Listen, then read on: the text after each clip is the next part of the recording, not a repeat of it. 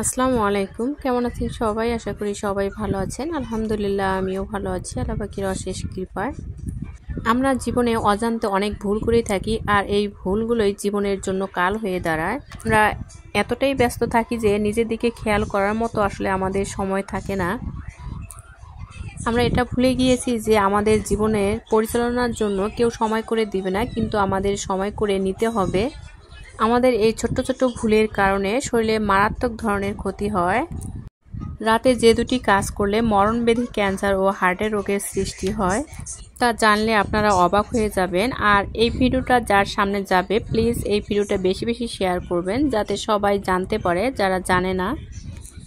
মানুষের প্রকৃত কাজ হচ্ছে ভালো জিনিস মানুষের কাছে পৌঁছে দেওয়া। আর আপনারা তো অনেক ভিডিওই শেয়ার করেন, আর শিক্ষামূলক কিছু ভিডিও থাকে যে ভিডিওগুলো শেয়ার করতে আপনারা ভুলে যান।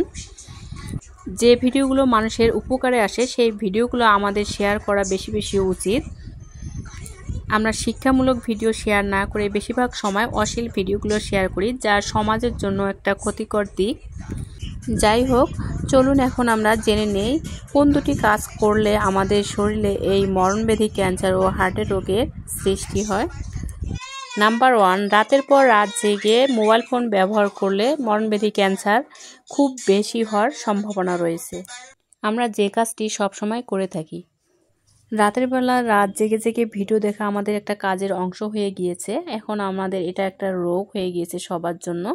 রাত জেগে ভিডিও না দেখলে আমাদের শেষ পর্যন্ত ঘুমিয়ে আসে না, কিন্তু এই অভ্যাস আমাদের খুব দ্রুত ত্যাগ করতে হবে। আমিও জানতাম না, কিন্তু জানার পর আমি এতটাই মর্মাহত হয়ে গিয়েছি যে আমিও তো দিনের পর দিন, রাতের পর রাত এই কাজটাই করে থাকি। জানা না থাকলে আসলে যে কাজটি হয়, এখন আপনারা যারা জানবেন এই ভিডিওটা দেখবেন বা আগে দেখেছেন কারো ভিডিও, অবশ্যই আমি আশা করব যে আপনারা আজ থেকেই প্রতিজ্ঞা করবেন রাত জেগে ভিডিও না দেখার। আমরা বাঙালিরা কিছু ভালো না বুঝলেও কিন্তু নিজের ভালোটা খুব বেশি বুঝি, তাই আশা করব যে আজ থেকে আপনারা রাত জেগে ভিডিও দেখা একদমই বন্ধ করবেন। নাম্বার 2, আমরা সবাই এই কাজটা করে থাকি, রাত জেগে কিছু না কিছু দুশ্চিন্তা করে থাকি, যেটা আমাদের জন্য হার্টের রোগের অনেকটাই ঝুঁকি বেড়ে যায়। দুশ্চিন্তা না করে সুচিন্তা করুন। সুচিন্তা বলতে আমরা সেই কাজটা কিভাবে করব, সেই সমস্যাটা কিভাবে সমাধান করব, এটা নিয়েই গবেষণা করব। সুস্থ মাথায় এই কাজগুলো আমাদের করতে হবে। আমাদের প্ল্যান করতে হবে যে আমরা জীবনে কোন কাজটা আগে করব আর কোন কাজটা পরে করব। এলোপাথারিভাবে কোনো কাজ করব না। আমরা যখনই এলোপাথারি কাজ করব তখনই কিন্তু আমাদের ভুল হবে, আর ভুল হলেই কিন্তু আমরা দুশ্চিন্তায় ভুগব।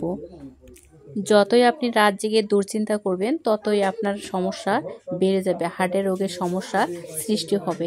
আসুন আমরা আজ থেকে এই দুশ্চিন্তা মুক্ত কাজগুলো করে থাকি, নিজেকে ভালো রাখি এবং সমাজকে ভালো রাখার চেষ্টা করি। আমার এই ভিডিওটা যদি আপনাদের ভালো লেগে থাকে অবশ্যই লাইক, কমেন্ট, শেয়ার করতে ভুলবেন না। সবাই ভালো থাকেন, সুস্থ থাকেন। আসসালামু আলাইকুম।